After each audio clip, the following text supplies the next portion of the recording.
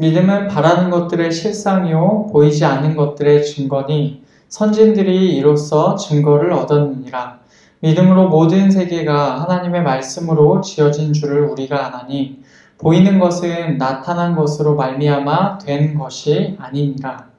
믿음으로 아벨은 가인보다 더 나은 제사를 하나님께 드림으로 의로운 자라 하시는 증거를 얻었으니 하나님이 그 예물에 대하여 증언하심이라. 그가 죽었으나 그 믿음으로써 지금도 말하느니라. 믿음으로 에녹은 죽음을 보지 않고 옮겨졌으니 하나님이 그를 옮기심으로 다시 보이지 아니하였느니라. 그는 옮겨지기 전에 하나님을 기쁘시게 하는 자라 하는 증거를 받았느니라. 믿음이 없이는 하나님을 기쁘시게 하지 못하나니 하나님께 나아가는 자는 반드시 그가 계신 것과 또한 그가 자기를 찾는 자들에게 상 주시는 이심을 믿어야 할지니라. 믿음으로 노아는 아직 보이지 않는 일에 경고하심을 받아 경외함으로 방주를 준비하여 그 집을 구원하였으니 이로 말미암아 세상을 정죄하고 믿음을 따르는 의의 상속자가 되었느니라. 아멘. 히브리서는 유대교에서 기독교로 회심한 히브리 그리스도인들에게 쓰인 편지입니다. 히브리서 기자는 히브리서 처음부터 10장 초반부까지 유대교와 기독교를 비교하면서 예수님을 믿는 신앙이 얼마나 더 좋은지를 논증하였습니다. 그리고 10장 후반부부터는 새 언약 안에 있는 자들의 삶이 어때야 하는지를 언급하고 있었어요. 오늘 말씀 역시 새 언약 안에 있는 사람들의 삶에 관한 말씀으로서 앞부분의 내용을 이어받고 있습니다. 지난주에 저희가 들었던 말씀을 간단히 요약하면 이렇습니다. 진리를 아는 지식을 받은 후의 삶은 그리스도를 믿는 믿음을 지켜나가는 삶입니다. 이 삶을 살아가기 위해서는 인내가 필요합니다. 왜냐하면 예수님께서 걸어가신 길이 고난의 길이었고 그 예수님을 따르는 그리스도인으로서의 믿음을 지킨다는 것은 마땅히 고난을 감수해야 하는 일이기 때문입니다. 그래서 믿음과 인내는 함께 가게 됩니다. 이 내용에 이어서 히브리서 기자는 이제 믿음장이라고 불리는 히브리서 11장 전체에서 믿음과 인내의 삶에 관한 구체적인 구약의 예를 들면서 설명할 것입니다. 오늘 말씀 11장 첫 머리에서는 믿음이 무엇인지를 설명합니다. 오늘 말씀을 통하여서 히브리서 기자가 믿음을 무엇이라고 정의하는지 그리고 그 믿음의 정의를 구약시대의 조상들을 통하여서 어떻게 증거하는지 저희가 함께 듣고자 합니다. 우선 오늘 말씀 바로 앞에 나오는 10장 마지막 절을 보면 이렇게 되어 있습니다. 우리는 뒤로 물러가 멸망할 자가 아니요 오직 영혼을 구원함에 이르는 믿음을 가진 자니라. 아멘.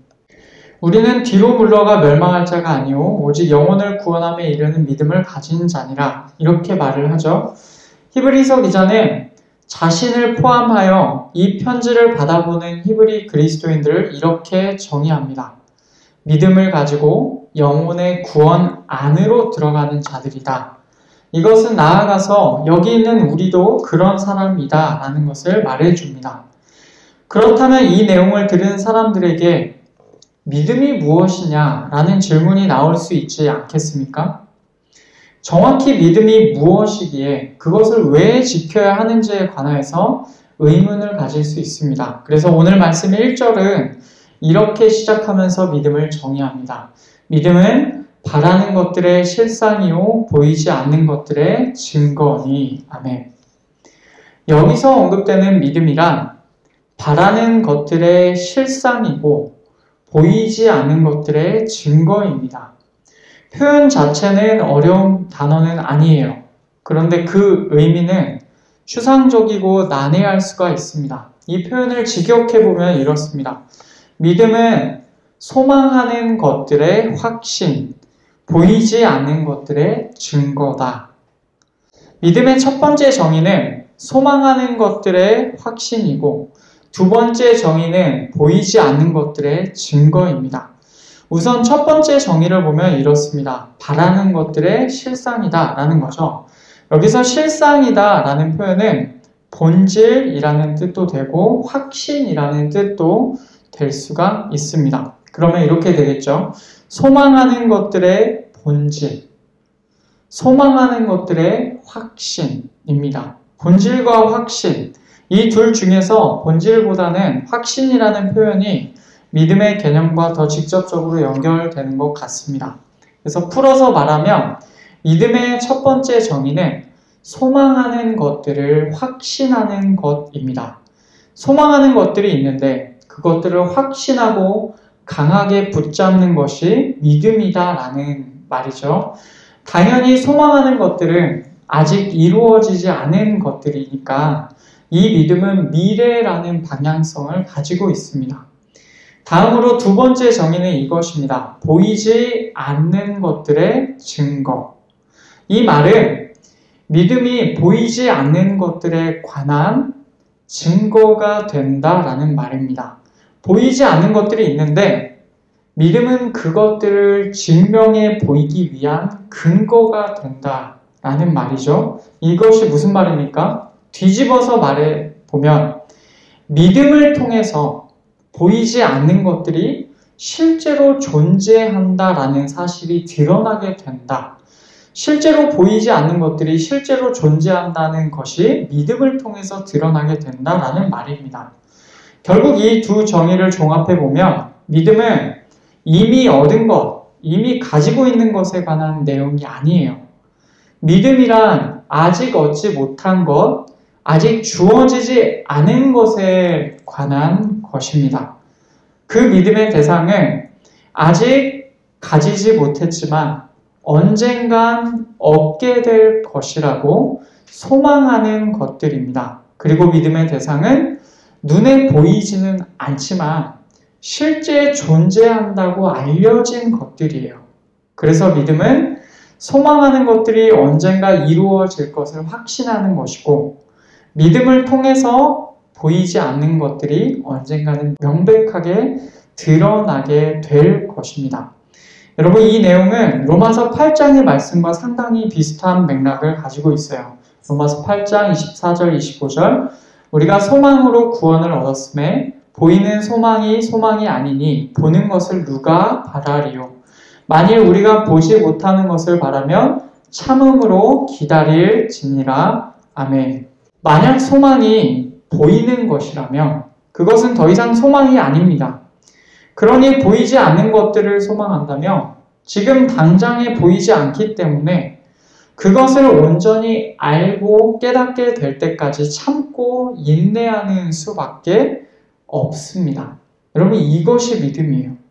그리고 그 믿음이 가짜가 아니라 실체가 있는 정확한 믿음이라면 그것은 반드시 이루어질 것입니다. 그때 믿음은 그 모든 과정에서 그 실제로 드러난 그 실체의 증거였어 라고 하면서 증거가 될 것입니다. 이렇게 믿음의 정의를 보면 우리는 믿음과 인내가 분리될 수 없는 것임을 다시금 알 수 있어요. 믿음은 구조적으로 인내를 필요로 합니다. 소망하는 것들, 보이지 않는 것들은 당장 이루어지는 것이 아니며 지금 온전히 알게 되는 것이 아닙니다. 그러니 믿음과 인내는 반드시 같이 가야 되는 것이죠. 여기까지 히브리서 기자는 믿음의 정의를 말한 뒤에 2절에서 이렇게 말합니다. 선진들이 이로써 증거를 얻었느니라. 아멘. 구약시대의 조상들을 언급하면서 조상들이 그 믿음 안에서 증거를 얻었다라고 그렇게 말을 합니다. 증거를 얻었다라는 이 표현이 원래 수동태인데 다소 난해한 표현입니다. 직역하면 증인이 되다, 증거를 받다라는 뜻입니다. 이 표현은 또한 그 뜻이 확장되어서 승인되다, 인정되다라는 뜻도 돼요. 증인이 되다, 그것과 인정되다, 승인되다, 이것이 무슨 관계가 있습니까? 실제로 법정에서 증인으로 선다는 것의 예로 들자면 증인으로 섰다는 것 자체가 증거로서 어느 정도 이상으로 인정을 받았다라는 것으로 우리가 볼 수가 있죠. 그런 점에서 보면 이 다음 부분에 나오게 될 히브리 사람들의 조상들은 믿음을 가지고 인내한 자들로서 하나님께서 인정해 주신 자들입니다. 증거를 얻었다, 증인이 되었다라는 말은 하나님께서 그들을 믿음을 가진 자로 인내해 주셨다라는 말인 것입니다. 하나님께서 그들의 믿음을 보시고 그들의 삶을 구약 성경에 기록해 놓도록 하셨으면서 그들의 믿음이 진짜였다고 증언해 주시는 겁니다. 우리는 성경에 나온 기록을 통해서 그들의 믿음에 관하여 하나님의 증언을 알아볼 수가 있습니다. 히브리서 기자는 먼저는 다소 추상적이고 난해한 정의를 내린 뒤에 이 믿음에 관한 구체적인 예를 구약시대의 조상들을 통하여 입증하려고 하는 것입니다. 이제 우리는 3절부터 시작해서 11장 전체의 내용을 통해서 믿음이 무엇인지의 예를 보게 될 것입니다. 우선 히브리서 기자는 3절 말씀에서 믿음의 예시 첫 번째를 이렇게 언급합니다. 믿음으로 모든 세계가 하나님의 말씀으로 지어진 줄을 우리가 아나니 보이는 것은 나타난 것으로 말미암아 된 것이 아니니라. 아멘. 모든 세계는 하나님의 말씀으로 지어졌습니다. 이것은 창세기 1장의 기록이며 그리스도인들은 기본적으로 이 사실을 믿습니다. 그런데 이 사건은 우리의 눈에 보이지 않았습니다. 즉 우리의 눈으로 천지창조의 순간을 목격한 자는 아무도 없어요. 그럼에도 천지 만물이 우리 눈앞에 보이는 것은 확실합니다. 또한 우리는 히브리서 기자의 말처럼 창세기 말씀을 통해 이미 있는 어떤 것으로부터 하나님께서 보이는 천지 만물을 만들지 않으셨다는 것을 압니다. 하나님께서는 유에서 유를 창조하신 것이 아니라 무에서 유를 창조하셨어요. 아무것도 없는 상태에서 모든 것을 창조하셨습니다. 이 내용을 믿음의 정의에 대입해보면 이렇습니다. 창조의 순간은 우리에게 있어서는 보이지 않는 일이며 무로부터의 창조도 우리는 정확하게 알지 못하는 일입니다. 그러나 우리는 이 내용을 성경 말씀을 통해서 믿고 있으며 그 믿음을 통하여서 우리는 이 사실을 이해하고 있습니다. 여러분, 믿음이란 이런 것이에요. 언젠가 하나님의 나라에 우리가 들어가게 되면 이 모든 일을 온전히 알 수 있게 될 것입니다. 그때가 되면 우리의 이 믿음이 증거가 되어 보이지 않는 것들을 온전하게 알 수 있게 될 것입니다. 그리고 두 번째, 이제 그 다음으로부터 히브리서 기자는 실제 인물을 통하여서 믿음의 예를 듭니다. 4절 말씀을 보면 아벨이 나오죠. 믿음으로 아벨은 가인보다 더 나은 제사를 하나님께 드림으로 의로운 자라 하시는 증거를 얻었으니 하나님이 그 예물에 대하여 증언하심이라. 그가 죽었으나 그 믿음으로써 지금도 말하느니라. 아멘. 4절에서는 아벨이 나옵니다. 아벨은 믿음으로 가인보다 더 나은 제사를 하나님께 드렸어요. 그 제사를 통하여서 아벨은 하나님께로부터 의롭다고 증언되었습니다. 하나님께서 그의 예물을 증언해 주셨어요. 하나님께서 받아주셨고 너가 바른 예물을 드렸다라고 인정해 주셨습니다. 여기서 아벨의 제사가 왜 가인의 제사보다 더 나았는지를 한번 생각해 보시죠. 맥락상으로는 당연히 아벨의 제사가 믿음으로 드린 제사였기 때문에 그렇습니다. 그러면 왜 가인의 제사가 아니라 아벨의 제사가 믿음으로 드린 제사였습니까? 아벨과 가인은 아담과 하와의 아들들이었죠. 이들은 자신들의 부모로부터 많은 이야기들을 들었을 것입니다. 한때는 하나님께서 만들어주신 에덴 동산에서 행복하게 지냈으나 하나님의 말씀에 불순종하는 죄를 지음으로 말미암아 모든 관계가 끊어지고 지금 이렇게 불행하게 지내고 있다. 그런 얘기들 말이죠. 그 상황에서 가인과 아벨은 하나님께 제사를 드리며 다시금 나아가기로 작정합니다. 이것은 자신의 부모를 에덴 동산에서부터 쫓아낸 하나님께로 다시금 돌아가겠다는 의지의 표현이며 자신들 위에 있는 하나님의 주권을 인정한다는 의미입니다. 이들이 제사를 드린다는 것 자체가 이런 의미를 가지고 있어요.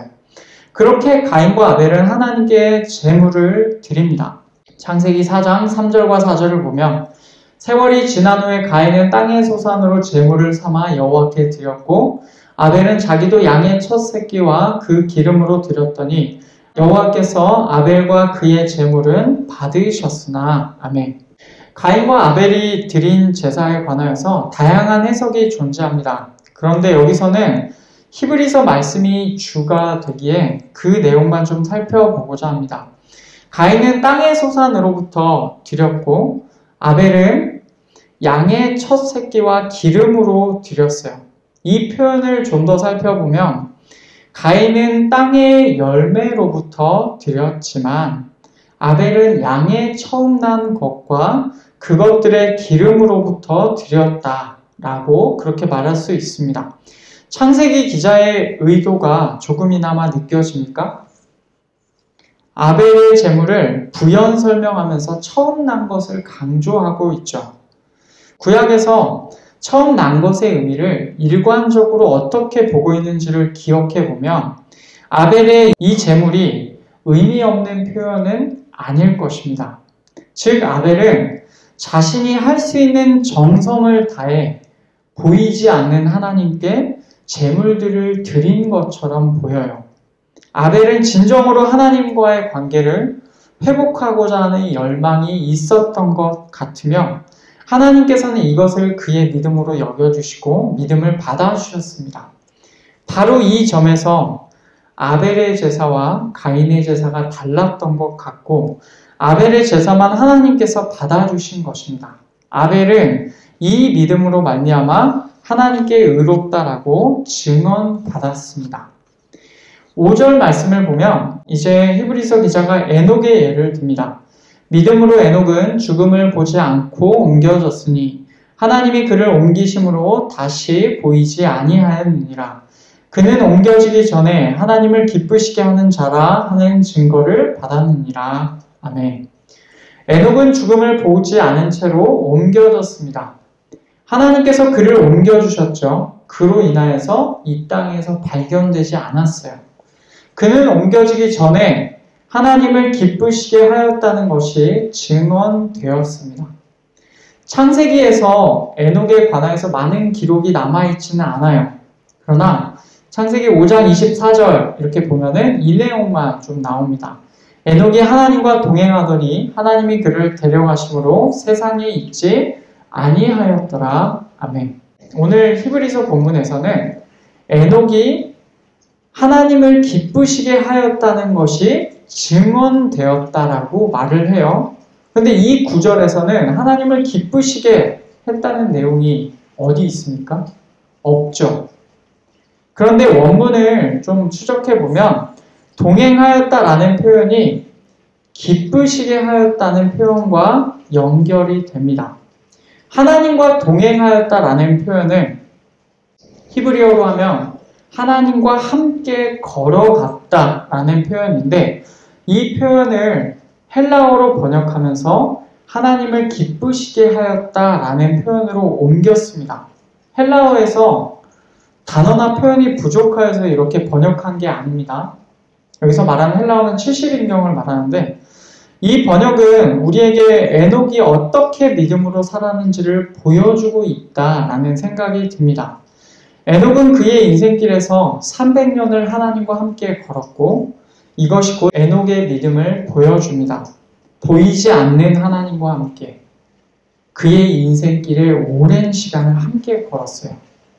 이 믿음을 하나님께서 보시고 하나님께서 하나님을 기쁘시게 하였다라고 인정해 주신 것입니다. 7절에서는 노아의 예가 나옵니다. 믿음으로 노아는 아직 보이지 않는 일에 경고하심을 받아 경외함으로 방주를 준비하여 그 집을 구원하였으니 이로 말미암아 세상을 정죄하고 믿음을 따르는 의의 상속자가 되었느니라. 아멘. 노아는 아직 보이지 않는 것들의 경고를 받았어요. 곧 일어나게 될 홍수죠. 그 경고를 받은 후에 그는 조심하면서 그의 집이 구원되기를 바라며 방주를 지었습니다. 긴 시간의 인내함 끝에 이 방주를 완성하고는 이 방주에 올랐고 그의 집이 구원을 받게 되었습니다. 그로 인하여서 노아는 세상을 정죄하는 일을 하게 되었고 믿음을 따라 의의 상속자가 되었습니다. 에녹과 마찬가지로 노아의 기록을 성경에서 찾아보면 창세기 6장에서 이렇게 나옵니다. 6장 9절 말씀. 이것이 노아의 족본이라. 노아는 의인이요 당대의 완전한 자라. 그는 하나님과 동행하였으며. 아멘. 성경의 기록에 노아는 의롭다라고 기록되어 있습니다. 하나님께로부터 증언을 받은 거예요. 그런데 이 노아가 왜 의롭다고 인정받게 되었습니까? 하나님과 동행하였기 때문입니다. 이 표현 역시도 앞서 에녹과 같은 경우죠. 하나님과 함께 걸어갔다라는 표현이에요. 이미 그 전에 오랜 시간 하나님과 함께 걸어가던 노아에게 하나님께서 경고를 주신 것입니다. 마찬가지로 아직 그 경고의 일도 보이지 않는 일이었어요. 그 말씀에도 노아는 믿음을 가졌습니다. 결국 그 믿음을 따라 그의 당대에 하나님의 의를 상속받은 자가 되었죠. 여러분 3절부터 7절까지에서 언급되는 내용의 공통점은 무엇입니까? 다 믿음이 무엇인지에 관하여서 설명하고 있다는 점이에요. 히브리서 기자는 1절과 2절에서 믿음을 정의하고는 3절에서 7절까지 그 믿음의 신뢰를 보여주었습니다. 믿음은 무엇입니까? 소망하는 것들을 확신하는 것이며 보이지 않는 것들의 증거가 되는 것입니다. 이 정의는 그 자체로 충분합니다. 그러나 사실은 그 안에 너무나 당연해서 전제로 깔려있는 내용이 있어요. 그것은 믿음에는 분명한 연결점이 있어야 한다는 것입니다. 3절부터 7절까지의 그 내용에서는 그 연결점에서 공통된 부분이 있어요. 무엇입니까? 3절의 천지창조에 관한 믿음에서는 보이지 않는 하나님의 말씀에 관한 믿음이 드러나 있습니다. 4절에서 아벨의 믿음은 보이지 않는 하나님을 의식하며 그분을 소중하게 생각하는 믿음이었습니다. 5절에서 에녹의 믿음은 보이지 않는 하나님과 함께 걸어가는 믿음이었어요. 7절에서 노아의 믿음은 마찬가지로 보이지 않는 하나님과 함께 걸어가며 그분의 경고를 무겁게 받아 보이지 않는 일에 대비하는 믿음입니다. 다 어떻습니까? 보이지 않는 하나님과의 연결점이 있어요. 그렇게 보면 우리의 믿음은요, 세상에서도 믿음이라고 말하는 것과 구별되어야 합니다. 우리의 믿음은 세상의 맹목적인 긍정이나 확신 같은 것들과는 구별이 됩니다. 우리의 믿음은요, 보이지는 않지만 분명하게 존재하시는 하나님으로의 믿음이어야 합니다. 이렇게 세상의 믿음과 구별되는 우리의 믿음을 히브리서 기자는 6절에서 이렇게 설명합니다. 믿음이 없이는 하나님을 기쁘시게 하지 못하나니 하나님께 나아가는 자는 반드시 그가 계신 것과 또한 그가 자기를 찾는 자들에게 상 주시는 이심을 믿어야 할지니라. 아멘. 우리의 믿음은요, 보이지는 않지만 분명히 살아계시는 하나님과 반드시 연결된 믿음이어야 합니다. 그래야 하나님께서 그 믿음을 인정해 주시고 그래야 하나님께서 증언해 주시죠. 그 믿음을.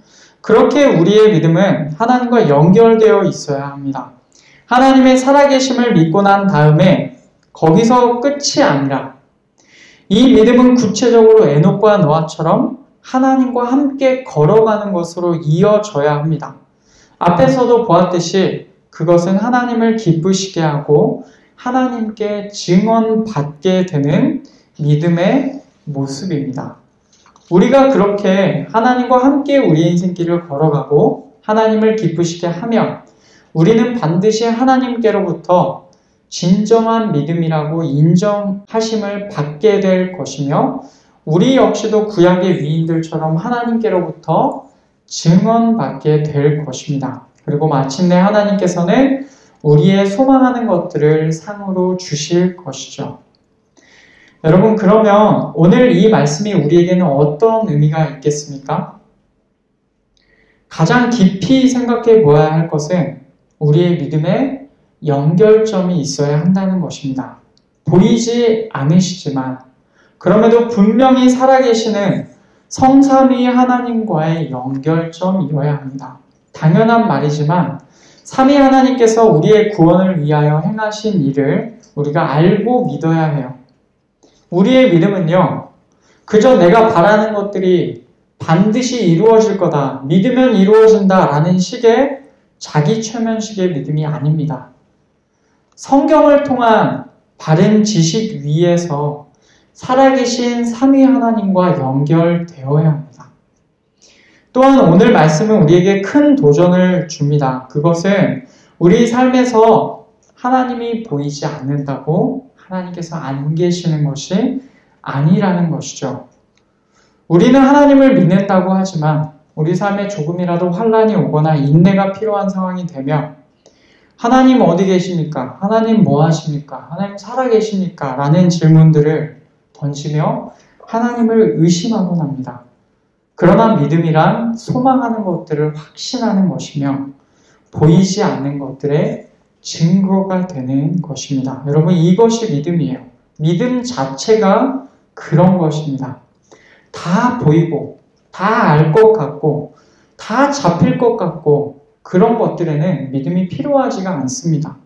정말로 믿음은 인내가 필요한 상황에서 존재하는 것이에요. 그 인식을 가지고 우리는 믿음의 조상들처럼 하나님과 함께 걸어가야 할 것입니다. 하나님을 계속해서 의식하고 하나님과 함께 우리의 인생길을 걸어가기를 바랍니다. 그래서 이 인내의 걸어감을 끝까지 걸어가서 하나님의 기쁨이라고 참된 믿음이라고 증언받는 우리가 되기를 바랍니다. 말씀을 뵙겠습니다. 믿음은 소망하는 것들을 확신하는 것이며 보이지 않는 것들의 증거가 되는 것입니다. 우리의 믿음은 끝내 진정한 믿음이라고 하나님께 증언을 받아야 합니다. 그러기 위해서 우리는 보이지 않는 하나님을 믿어야 해요. 그리고 어떤 상황에서도 인내하며 이 땅에서 그분과 함께 우리의 인생을 걸어가야 합니다. 그렇게 할 때 마침내 하나님께서는 우리에게 우리의 소망하는 것들을 상으로 주실 것입니다. 그날까지 그렇게 영광스러운 날을 바라보며 함께 주 안에서 믿음을 가지고 걸어가는 우리 모두가 되기를 축복합니다.